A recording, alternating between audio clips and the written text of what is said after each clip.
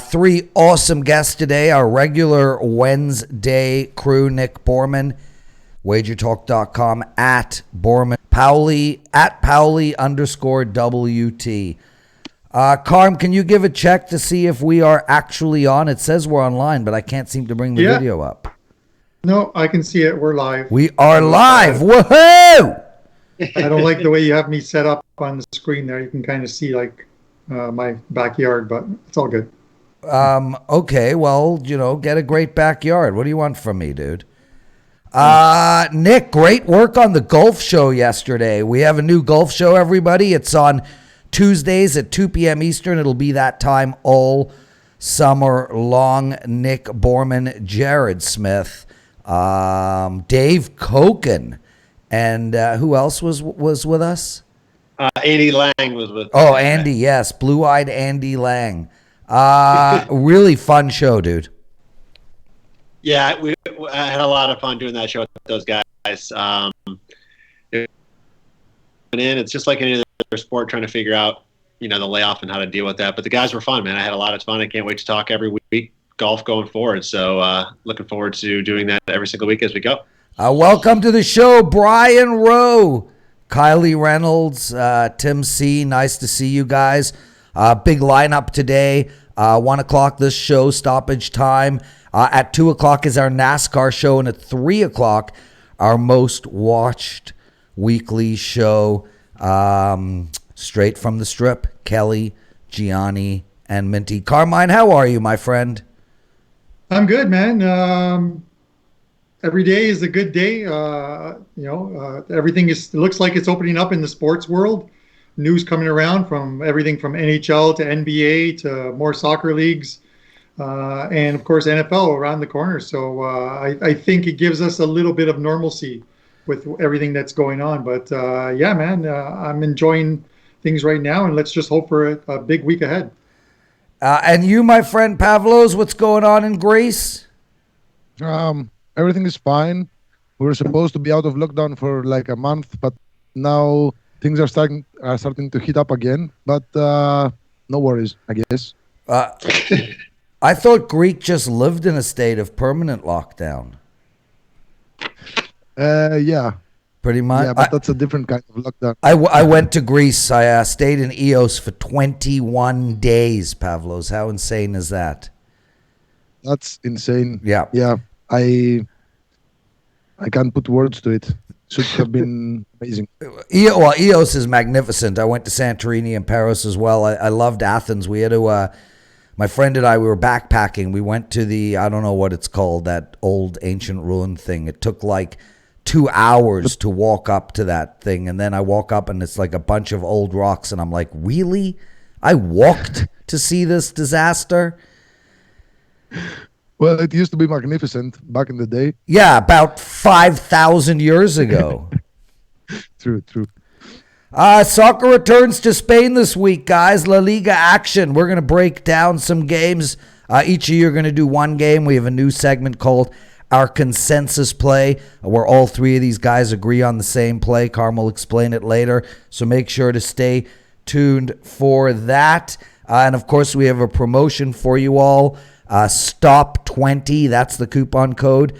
STOP, Stop 20. It's $20 off of any of our four soccer guys. So that includes these three and Kevin Dolan. Head over to WagerTalk.com or Sports Memo and use the promo code Stop 20.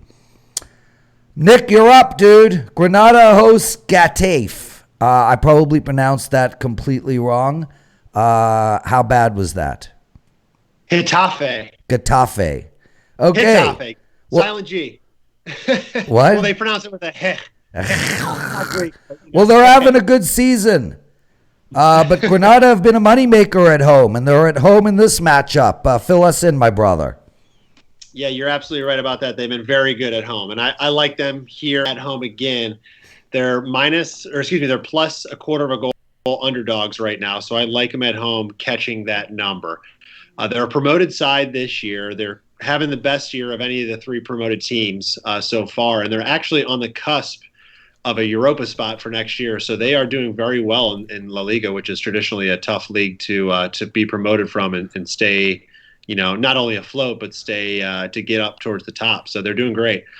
They've been very good at home this year. They're 8 wins, 2 draws, 3 losses, and they have a 16-8 goal differential. That 8 goals that they've conceded is actually the second lowest mark in the league, which, believe it or not, it's ahead of both Real Madrid and Barcelona. The team atop that list right now with the lowest goal scorers is Athletic Bilbao of all teams. But anyway, they're second in the league right now as far as defensive numbers at home. I don't want to tout form obviously too much here because of the layoff, but they did go on a 6-game unbeaten run at home before the break, and they've had very good results at home. They won 2-1 over Valencia. They drew 1-1 against Atletico Madrid, and they beat Barcelona 2-0. So this team can play with the big guys. They know how to play well at home. Of course, we've talked about it before, the no fans thing, the layoff thing. But again, for right now, everything we've been doing is been working with status quo handicapping. So I'm kind of looking at those same trends and same stats here in this game. Getafe, this is certainly not a fade on them by any means. They are a very, very good team. They just made it to the round of 16 in the Europa League. They knocked out Ajax, who was last year's semifinalist in the Champions League, if you recall. So they're still doing well in the Europa. They're 13-7-7 right now in the La Liga, and they have a plus 12 goal differential, and they've been very solid on the road with 6-2-4 6-2-4 record and a plus 4 differential. So they're a solid team. Again, there's nothing that I would say that this is a fate of Getafe by any means. Getafe won the reverse fixture 3-1 back in October, but that score line is not really indicative of how that game was played. Granada held the possession edge. They held the total shots edge. Getafe got 3 shots on goal. They just happened to score every one of them. And if you look at the XG number, the expected goals number in that game, Granada actually was 3/4 of a goal higher, meaning they created more chance, better looks, and just weren't able to convert. So along those lines and along with what Granada has been able to do at home this year, I like them here. I think to at least draw at home and win half our bet at this plus 0.25 number is the way to play it. The total is set at 2. I think that's right on the number, so I don't see a lot of value in the total. So I like plus 0.25 on the home side here. Carmine, red or yellow card or no card at all? I can't give Nick a card on either the side or total. I think he nailed it right on here. When the game was a pick'em earlier in the week, when I sent these guys possible consensus plays, I thought about taking Getafe at a pick because you've got that draw to fall back on for a push. They've only lost 4 in the road. Barca, Atleti, Villarreal, and Sevilla, all very good teams. The 3rd best away record in the league, but Granada playing well at home. And we have to see how the opening week, in Spain with empty stadiums go. If it was a pick, I'd take Getafe. The number's right at 2. I can't take it. I actually think that this lands. I would go to the under, but this likely lands 1-1, 1-0 type of result. So it's a pass for me. No red, no yellow, Nick. Pavlos, I'll get to you in a sec. Nick, why don't we bet 1-1 tie? What are the odds? Plus 500. I'm glad you asked.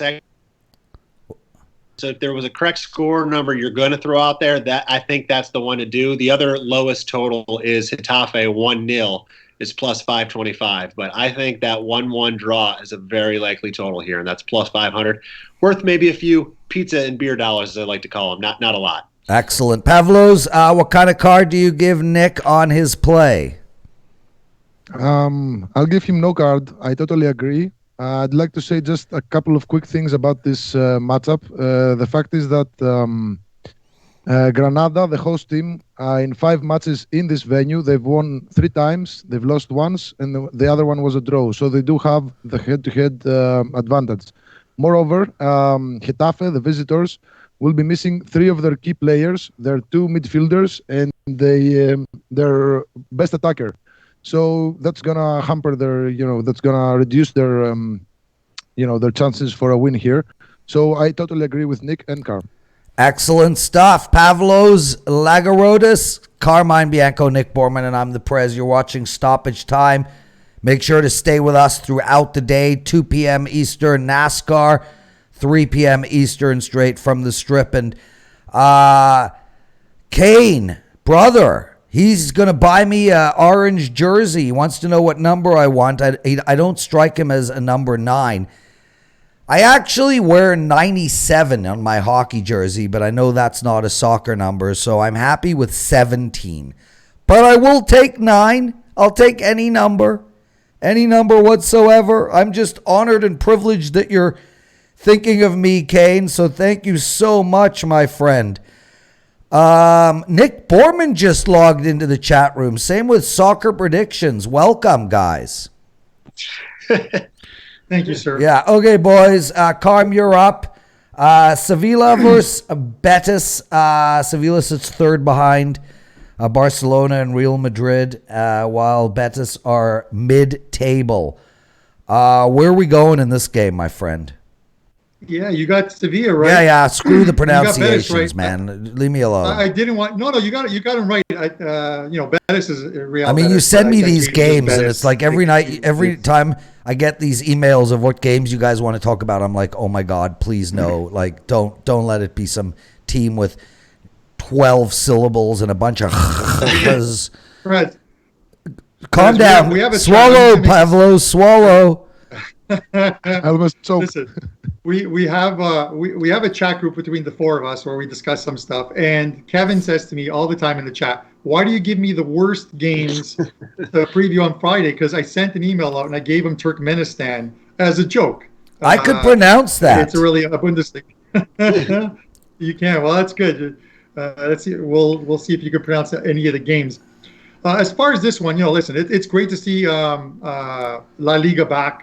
Soccer in Spain. They were very hard hit by this pandemic, but this is one of the tougher games on the card. They're 14 points apart in the standings, but Sevilla are in a battle for one of those last 2 Champions League spots. They get 4 in La Liga. The top 2 are going to go to Barcelona, Real Madrid, but they're battling with 4 other teams. So this is going to go down to the wire. You want to pick up as many points as you can at home.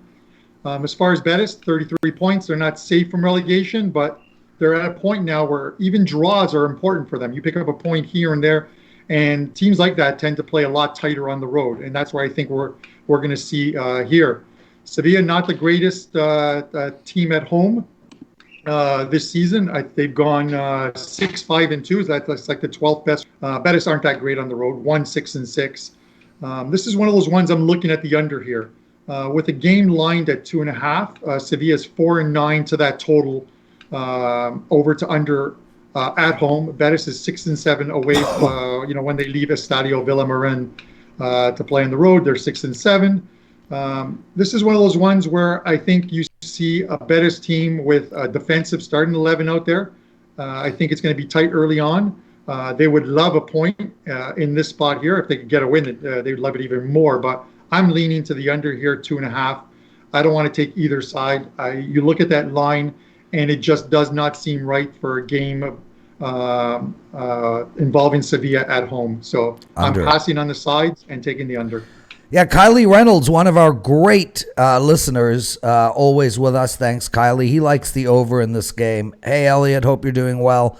So, Kylie, tread carefully. Carm's really good at this stuff, and he likes the under. But now we'll go to Pavlos and Nick and find out if they agree. Pavlos, red, yellow, or no card for Carm? Sorry, Carm. I have to use this. I actually have a play up for grabs on this match because there's so much background because it's a local derby and there's a lot of stuff to be taken into consideration. I also have 2 or 3 prop bets from this match in that 2-pack. So yeah, I don't want to discuss it any further. But okay, but I got to tell you, Pavlos. You look so cool, dude. I mean, like, in all seriousness, the way your chair is leaning back with the T-shirt going and that husky Marlboro Man beard with the hairstyle. I mean, dude, I feel like we need to take 10 seconds of silence just to bask in your coolness. He's got that Dan Blitzerian look to him. I think like it, with no disrespect to Kevin, Nick, or Carmine, Pavlos actually looks like a soccer player. Don't you think, Nick? I do. He looks when he has his mohawk up, he looks like Vidal. So I think he's I think that's who he looks like. So I agree. Yeah. Carm, you've had one red card already. Nick Borrman, where are you at? I'm a no card here. I don't mind the underplay. I think there's a lot of good points Carm made about the fact, a point is big for Betis, and they could possibly, quote unquote, park the bus, or at least slow the game down a little bit to try to hold Sevilla as much as they can and keep this as close as they can, and maybe try to sneak in a late winner, which again is good for an under. I was looking more at the side here, which Carm's right. I feel like the number should be higher on Sevilla at home. They are the better team. They are strong at home. So it does have me a little worried that it seems so low. It's kind of like, is this a trap type of a line? But they've won 4 out of the last 5 there at home and against Betis. And it's hard for me to see them not winning this game. So I was actually kind of looking at Sevilla here on the side, and I don't mind the under as well. So no card for me on this one. Guys, Elliot just piped into the chat room with one word, rugby. I'm guessing he wants a rugby show. Pavlos, can you do rugby? Yeah. I can do rugby, man. Rugby's in my blood. You're right. Greece, they don't play rugby. We have no such thing here. One quick rebuttal, please, to Pavlos. Oh, my bad, Carm. That's on me. My bad. Sorry. My humble apologies. Rebut. No, I'm all for the angles sometimes of derbies, but unfortunately, that takes into account sometimes the atmosphere of the stadium, of the fans. It really does. And this is one where it's an empty stadium. It almost has the feel of a friendly. So it's one of those ones. It's where I look at it in my thing. So he gave me a red on the under, and then he said, I've got to play up. I'm not going to talk about it. So there you go, everybody. You don't need to buy Pavlos' play today because it's the over. And you know what, Pavlos, you can give out some of your pay plays on this show, so don't you worry. Guys, Matthew Helms asked a question, and before we get to your game, Nick, let's take a look at the Bayern-Frankfurt game. Any thoughts, Nick? I skipped this one today, personally. I wanted to. But these guys just played a couple weeks ago. Bayern won 5-2 at home. I had Bayern in that game.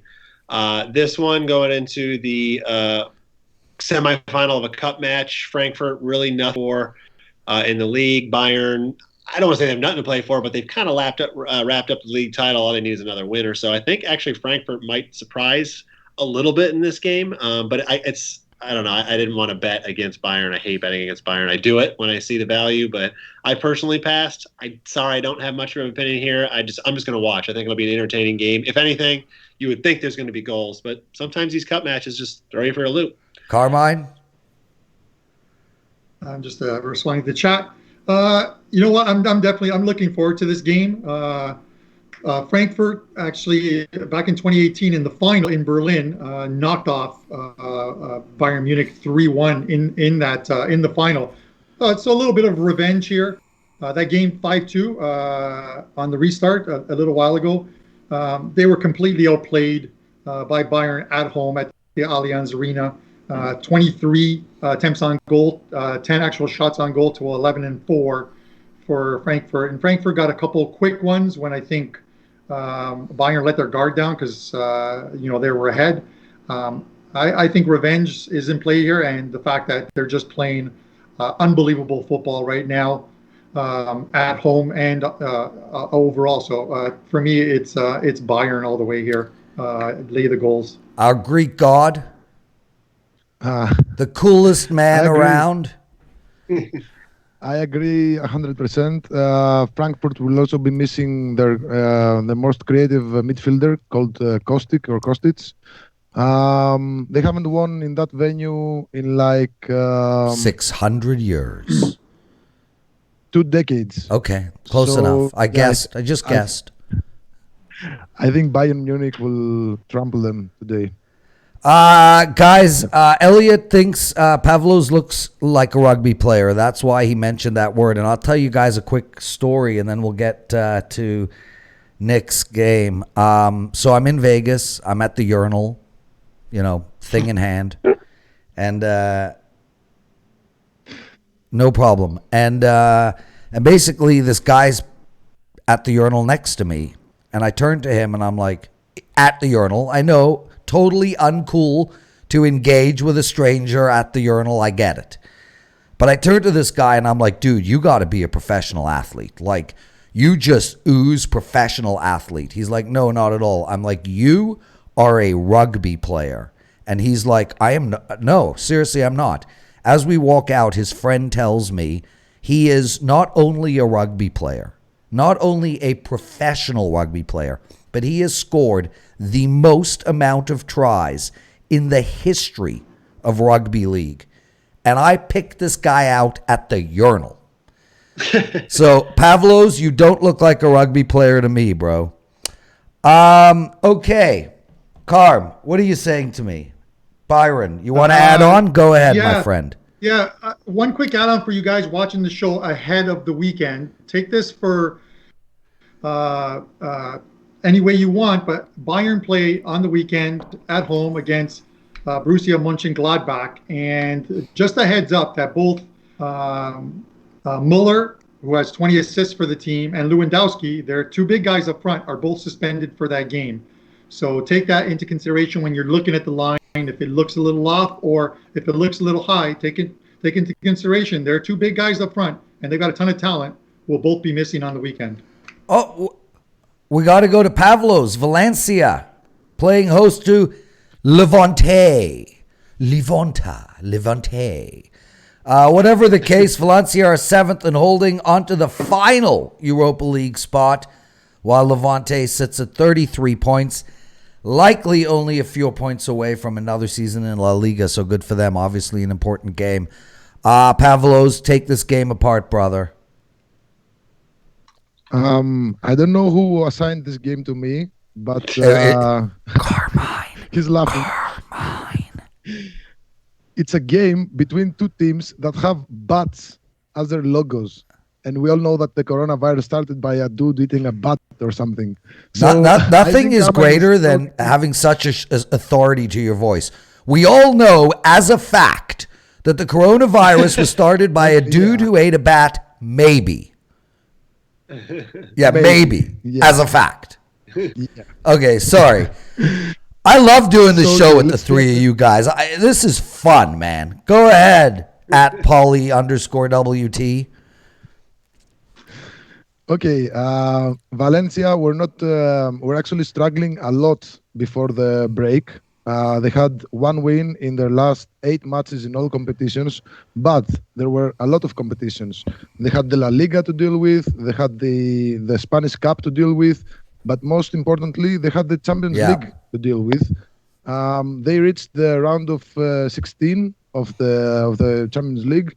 They were matched up against Atalanta from Italy. And they lost both matches. They suffered a heavy loss on the road. So when they had to play the next week or the following week, all the matches in between were insignificant, all because they really wanted to overturn that 1-4 loss in the Champions League. So they ended up losing both Champions League matches. They conceded 8 goals in that span of 2 matches. And as a result, they dropped from they were higher in the La Liga standings, and now they are sitting at the 7th spot. So the 7th spot leads to the Europa League next season. But there are 2 teams below them, 4 points behind, Villarreal and Granada. So Valencia, I think they should...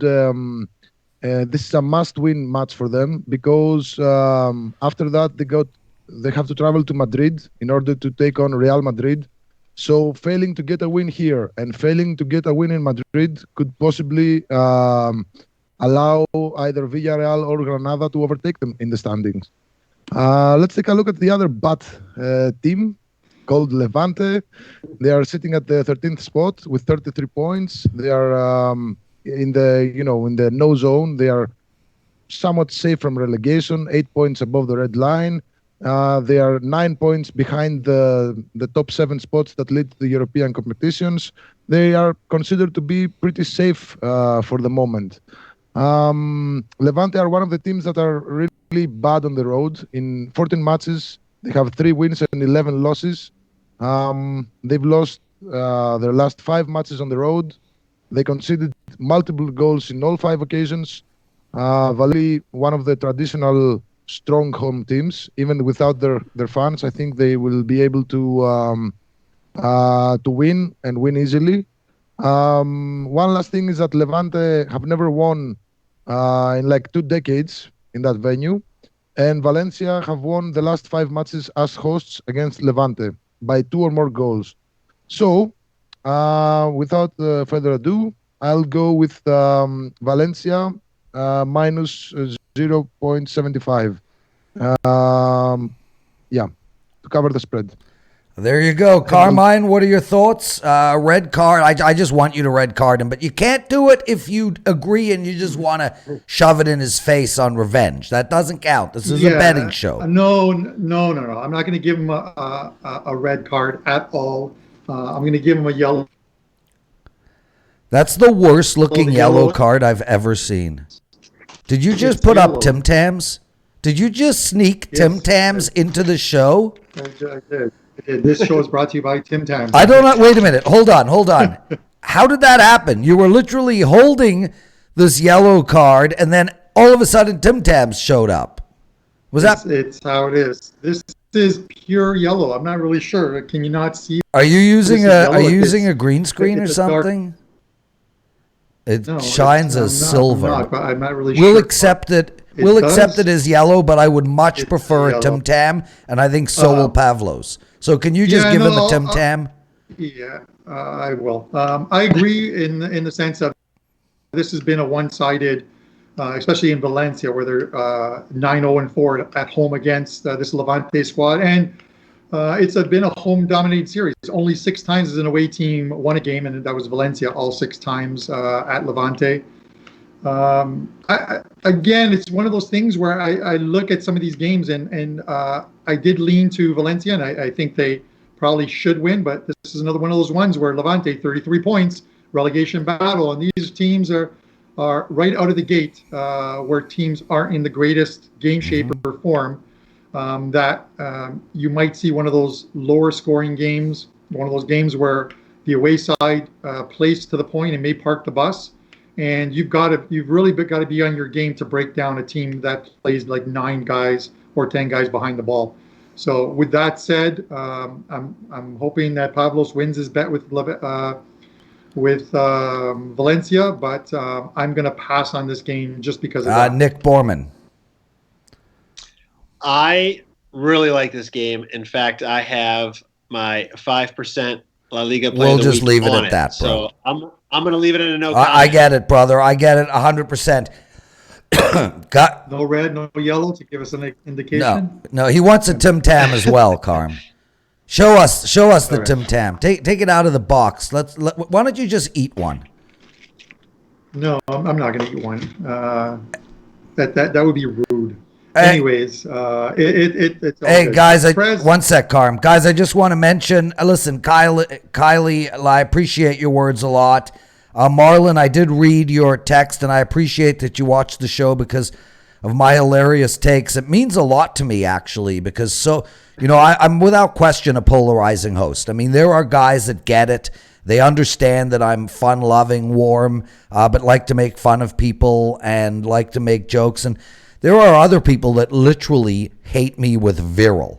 So I do appreciate that a lot, but we're not in competition with any of these people. We love Doc Sports, and they've got talented guys. We do things differently here. Some people like MSNBC, some like CNN, some like Fox for their news, etc., etc. My parents live by the BBC, so we're all different. We're all providing great, knowledgeable information. So I'm just so appreciative that you guys take time out of your day to log on and listen to our stuff. It just means the world. And ultimately we have so many shows. I mean, when we get to, I'm actually working on the schedule right now for August, September, October. And I mean, we're talking about 6 shows a day type thing.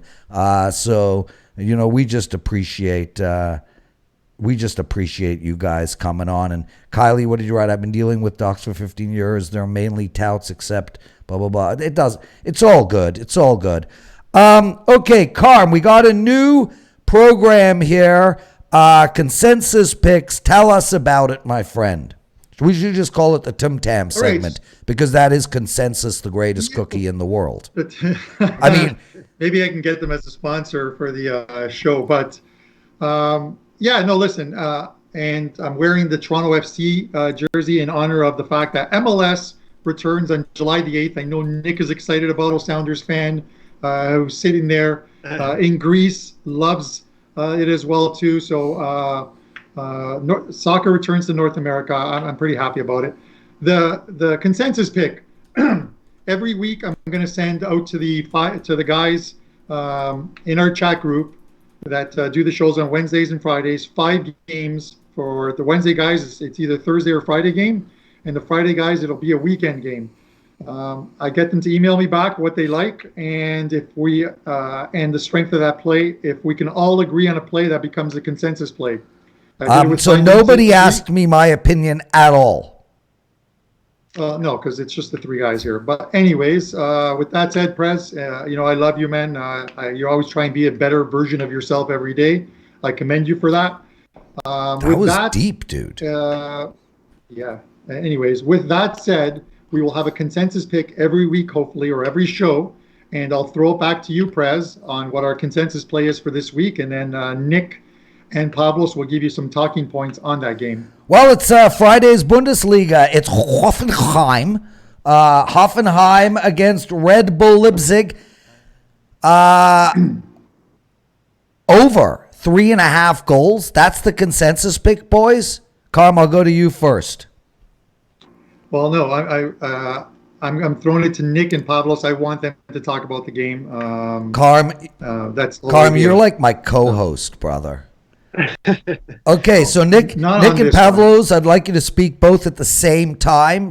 I'll count you down, 3, 2, 1, and go. Let's take a look at the Red Bull Leipzig. Okay, Nick, what are your thoughts on over 3.5 in this game? Like if you're both talking.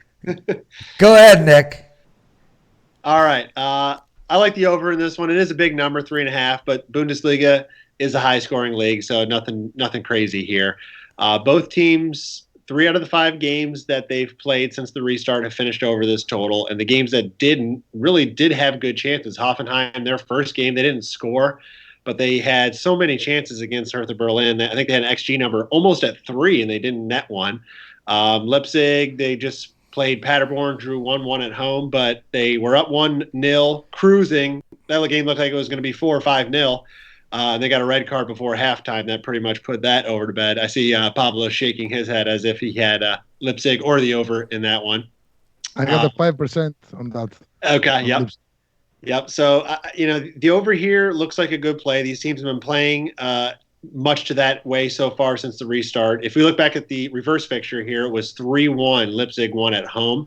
They took 25 shots with 14 on goal, which is a lot in any league. Havertz scored a brace in that game. And right now they have a lot to play for. Both teams do. Leipzig's in a battle for a Champions League spot. They need to continue to win. They have Leverkusen and Gladbach right on their heels, just 3 points back. And then you have Hoffenheim pushing Wolfsburg for the last Europa spot. So this is kind of one of those games where 3 points is what they each want. Once one gets ahead, the other's going to start to chase a little bit. That opens the game up. So I like the over here. Sounds like we all obviously do. So that's my kind of idea of why the over, I think, is a good play here. Pavlos, you want to add to anything? We also discussed this in the last week's show, I think, about Hoffenheim missing one of their key forwards. His name is Kramaric. He was back in the previous match. He played 20 minutes. He got some playing time under his legs. Maybe he'll start, maybe he won't in this match. The more he plays, the more his team, Hoffenheim, are more it's threatened. Hoffenheim. Hoffenheim. Yes. So yeah, I think there's gonna be goals from both sides, and at least 4 of them. We all agreed that. Okay, there you go. Can we? How about an estimated score there, Nick? 2-2.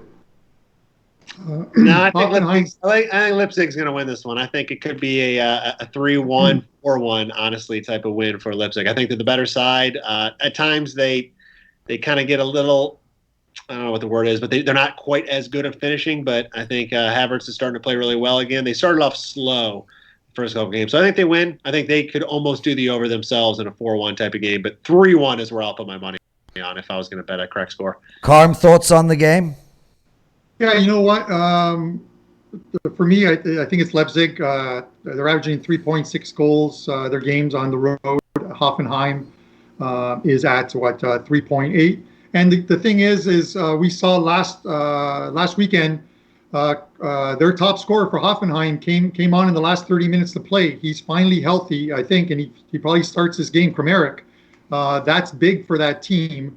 Getting someone who nets the goals. That's one of the things they struggled with since the restart. Yep. So you just add another scorer onto that field, and I think it leads to some goals. Okay, boys, real quick. Kylie, your 8-year-old just got diagnosed with diabetes type 1. Brother, I mean, I'm a father. I've got a 17 and 19-year-old. I'm very sorry for your news. I do know people who live with diabetes type 1. They are in their 50s. They've had a happy, healthy, productive life. A lot of medicine is around for that type of disease. And actually, Kylie, interesting story. You should go and check out one of the greatest stories in medical history is who invented the cure, not the cure, because there's no cure, but who invented sort of the help for diabetes, if you will, the insulin. One of the most incredible stories you'll ever read. It was a Canadian man. He actually came up with the invention, came up with the theorem in his sleep. Then he gave it to him and a partner, a chemist, worked together to come up with it. The chemist actually stole the idea, had a press conference to the world, said that he invented it.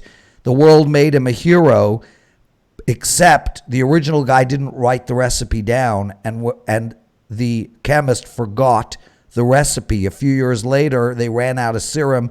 Chemist couldn't reconstruct it. The other guy had been drinking and living like a bum because he was so upset that this guy had stolen him. They had to track him down.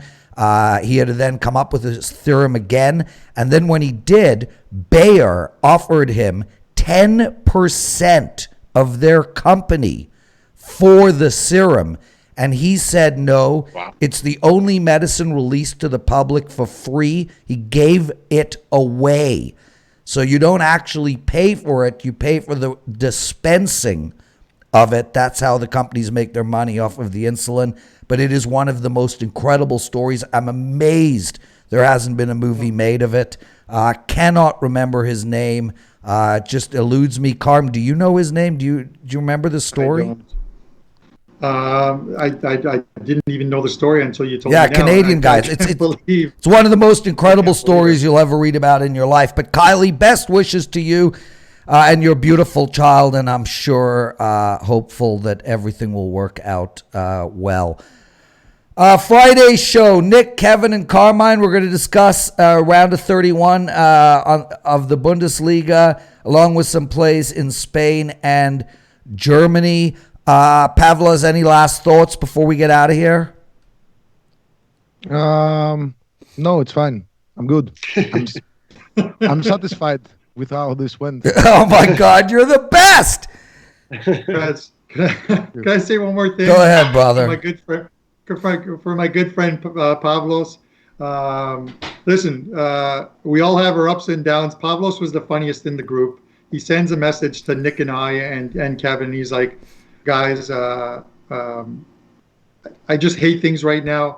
I'm drinking like crazy. I think he was drinking Metaxa. That's the drink of choice in Greece. But I said to Pavlos, the ebbs and flows of sports betting will make you feel great, and then they'll make you feel crappy. I've been doing this at WagerTalk for 5+ years, so I understand it. So chin up, my friend. I can't see it through that fantastic beard of yours. Really is a beaut. But it is. And I wish you all the best with your plays this weekend. Well, that was a love fest. Nick Borrman, did you guys just do a through Skype fist bump? That was awesome. Okay, Nick Borrman, what do you want to say before we call it a day? I think Pavlos hit it, man. It's a good show. I'm excited we got some golf coming back, and excited all the other sports are finally getting going as well. So I'm happy with the way it went as well. Carm, I really think you need to start eating that Tim Tam while we call it a day, dude. Guys, if you've never had another incredible story, Tim Tam, best cookie you'll ever have in your life. It's out of Australia. Betty Crocker bought the rights to the Tim Tam 1 million years ago from an Australian company called Arnott's, and they didn't want to mess with the Oreo, so they shelved it. That's why it never came to America for a long, long time. So they actually bought the rights to that cookie in order to protect their big cookie, and they never released it for 50 years. But I think that has actually expired, and you can get Tim Tams in America. Carm, tell them how good that cookie is. It is so good. It's unbelievable. It's apparently it's 3 irresistible layers, which actually it's very good. I got the original one, but apparently you said there's no. The original one is the one I like the best. All right, but all of them are incredible. All of them are incredible, boys. Namaste. Thank you so much. Wonderful show. Guys, stay tuned. 15 minutes from now is the NASCAR show hosted by Steve Merrill with Andy Lang and Rocky Atkinson. And then at 3 p.m. Eastern is Straight from the Strip. It's been a real pleasure to do this. Was a fun show, boys. We'll speak to all of you later. Take care of yourselves, and I cannot thank you enough for coming in, joining us on our live show, and being active in the chat room. It makes it all a lot of fun. I think we're all a big family here. Later, everybody.